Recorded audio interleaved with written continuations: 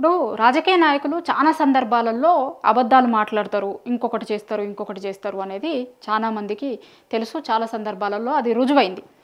కానీ మన సీఎం గారు ఇంకొక మెట్టు ఎక్కువ ఎక్కిర్రన్నట్టు. 15 ఆగస్టు రోజు పచ్చి అబద్ధాలు మాట్లాడిన సీఎంగా చరిత్రలకు ఎక్కిండు. పచ్చి అబద్ధాలు. ఇప్పుడు రుణమాఫీ, రైతు భరోసా, ఉద్యోగాలు, ఇంకా చాలా విషయాల మీద మాట్లాడిండు. ఇంప్లిమెంట్ చేసిర్రట, మొత్తం దాని ఫలాలు అనుభవిస్తుర్రట. తెలంగాణ ప్రజలు మొత్తం వాళ్ళకి స్వతంత్రం తీసుకొచ్చిర్రట. రైతుల జీవితాలలో, ఇట్లా నిరుద్యోగులు ఉన్న కుటుంబాలలో వాళ్ళ జీవితాలలో మొత్తం మార్పులు తీసుకొచ్చిర్రట. వీళ్ళు పెను మార్పులు తీసుకొచ్చినాము అన్న లెక్క చెప్పిర్రు. వాళ్ళ స్లోగనే అది కదా. ఎన్నికల ముందు ఏం చెప్పిర్రు? కాంగ్రెస్ పార్టీ అధికారంలోకి వస్తే ఇందిరమ్మ రాజ్యం తీసుకొస్తాం, రైతు రాజ్యం తీసుకొస్తాం, మస్తు మార్పు తీసుకొస్తాం అన్నారు. ఆ మార్పు వచ్చిందో రాలేదో తెలియదు, కానీ సీఎంగా మన సీఎం రేవంత్ రెడ్డి గారు మాత్రం ఒక పెద్ద మార్పును చూపించారు. మామూలుగా సీఎంలుగా ఉన్న వాళ్ళు ఎవరైనా సరే 15 ఆగస్టు రోజు ఇచ్చే స్పీచ్లలో ఇచ్చే దాంట్లో చాలా అరే మనం చెయ్యంది మాట్లాడితే రేపు పొద్దున జనం ఏమన్నా అనుకుంటారేమో, లేకపోతే గిట్లా మాట్లాడొద్దు మనం అనేది కొంతన్నా అంతకుముందున్న సీఎంలు ఆలోచించటోళ్ళేమో. కానీ ఆ మార్పును కూడా చూపించేసిండు తెలంగాణ ప్రజలకు. సీఎంగా ఎన్ని అబద్ధాలైనా సరే మాట్లాడతా నేను ఇట్లనే అన్న లెక్క చూపించారు. పచ్చి అబద్ధాలు. ఇప్పుడు ఇండిపెండెన్స్ డే రోజు జెండా ఎగరేస్తారు కదా, గోల్కొండ కోట మీద మన సీఎం గారు జెండా ఎగరేసిరు. జెండా ఎగరేసిన తర్వాత రాష్ట్ర ప్రజలను ఉద్దేశించి నిన్న మాట్లాడిండు. ఆ ఉద్దేశించి మాట్లాడిన దాంట్లోనే ఈ ఆనిముత్యాలన్నీ మాట్లాడింది. మొత్తం మేమేమో చేసేసినాం అన్న లెక్క మాట్లాడారు. ఇప్పుడు మనం ఇంతకుముందు నుంచి కూడా చూస్తున్నాం, మన సీఎం గారు సీఎం హోదాలో ఎట్లా మాట్లాడొచ్చు, ఏం మాట్లాడొచ్చు, గిట్లా మాట్లాడొచ్చునా అనేదాన్ని కూడా మొత్తం బ్రేక్ చేసిరు. నా భూతో నా భవిష్యత్ అన్న లెక్క చాలా సందర్భాలలో ప్రవర్తించిండు, చూసినాం కదా. నా భూతే నా భవిష్యత్ అని ఉంటుంది చూసిరా, అట్లా నా భూతో నా భవిష్యత్ అంటారు కదా, అట్లా నా భూతే నా భవిష్యత్తు. ఎంత ఎక్కువ బూతులు మాట్లాడితే అంత మంచి భవిష్యత్తు ఉంటుంది నాకు అనుకుంటారు మన సీఎం గారు. చాలా సందర్భాలలో ఓపెన్గా చూసినాం మనం ఆ భాషని. పబ్లిక్ స్పీచ్లలో మాట్లాడు కాదు, చిన్న పిల్లగాళ్ళని వేదికల కింద ఉంచుకొని కూడా ఎట్లాంటి భాష మాట్లాడిర్రు, ఏం చేసిర్రు కూడా చూసినాం.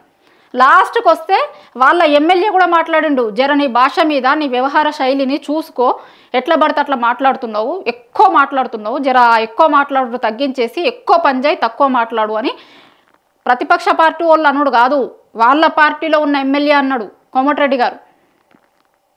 ఇక ఇవన్నీ ఉండొచ్చు, నేను సీఎంగా అసలు ఎవ్వరు చెయ్యలేని, ఎవ్వరికి ఉండని రికార్డులన్నీ నేనే బ్రేక్ చేస్తా అనుకున్నట్టున్నాడు. ఇప్పుడు 15 ఆగస్టు రోజు ఇచ్చే స్పీచ్లలో సీఎంలు మాట్లాడేదానికి అంతో ఇంతో క్రెడిబిలిటీ ఉంటుండే ఇదివరకు.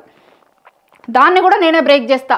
నేను ఇప్పుడు చాలా రికార్డులు బ్రేక్ చేసుకొని వచ్చిన, తొక్కుకుంటూ వచ్చిన, నడుచుకుంటూ వచ్చిన, ఎక్కుకుంటూ వచ్చిన, నల్లమల నుంచి వచ్చిన, ఇవన్నీ మాట్లాడతారు కదా మన సీఎం గారు. ఆయన పాటలనే అది రాయించుకున్నాడు కదా.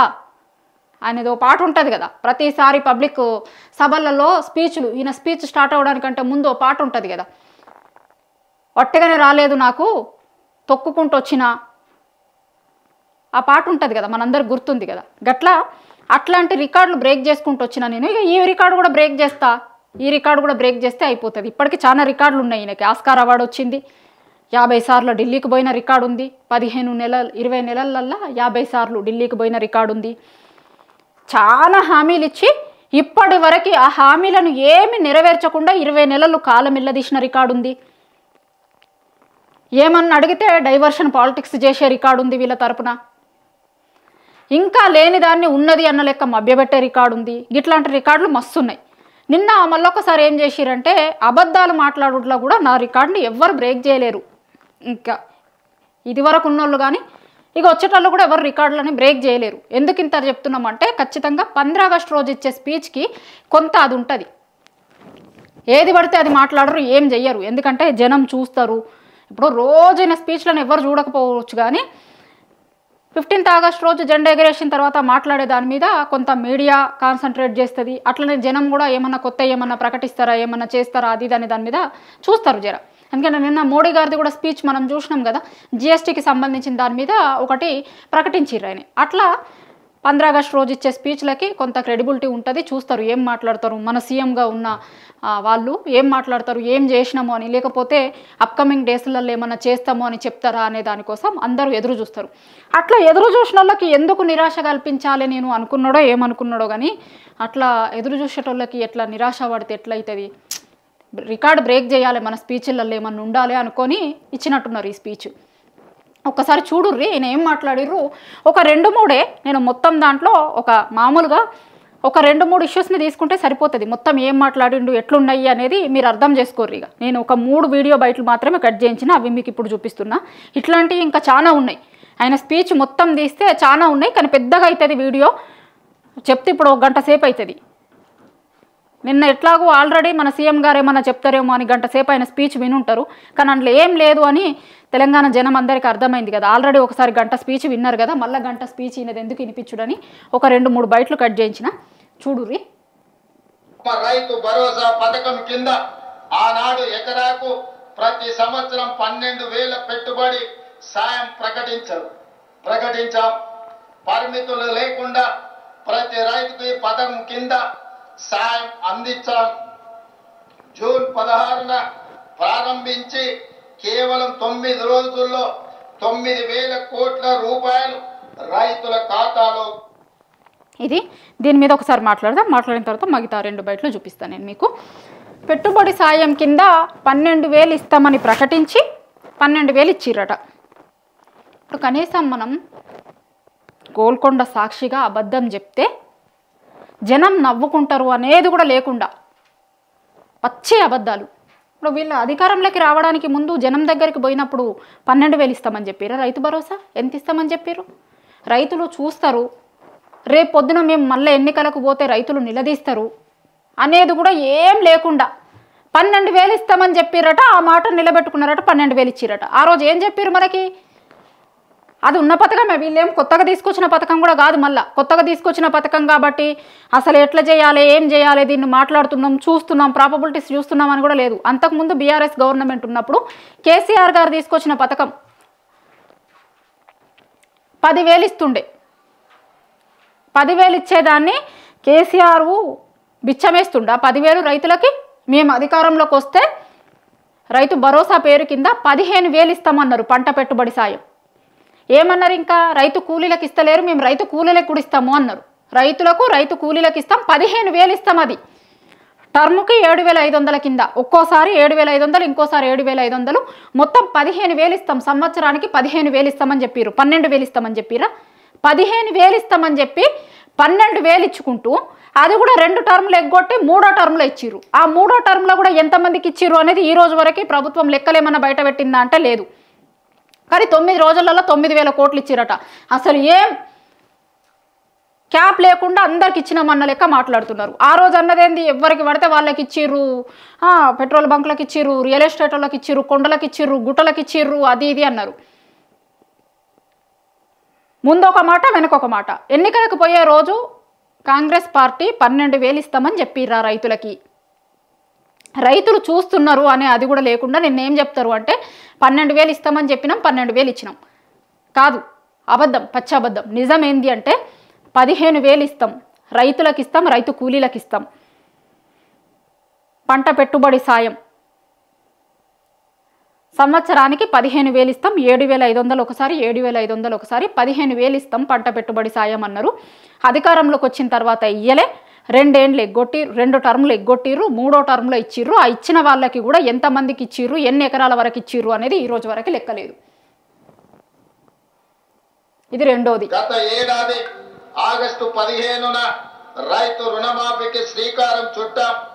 రాష్ట్రంలో ఉన్న 25,35,000 మంది రైతులకు 20,617 కోట్ల రూపాయలు ఏక మొత్తంగా 2 లక్షల రూపాయల రుణమాఫీ చేసి శాశ్వతంగా రుణ విముక్తుల్ని చేయడమే కాదు, ఈ దేశ ప్రజలకు 15 ఆగస్టు నాడు ఏ విధంగా స్వతంత్రం సిద్ధించిందో తెలంగాణ రైతాంగానికి కూడా రైతు నుంచి విముక్తి కలిగించి స్వేచ్ఛ వాయువులను ఈనాడు ప్రజా పాలన రైతులకు అందుబాటులోకి తీసుకొచ్చింది.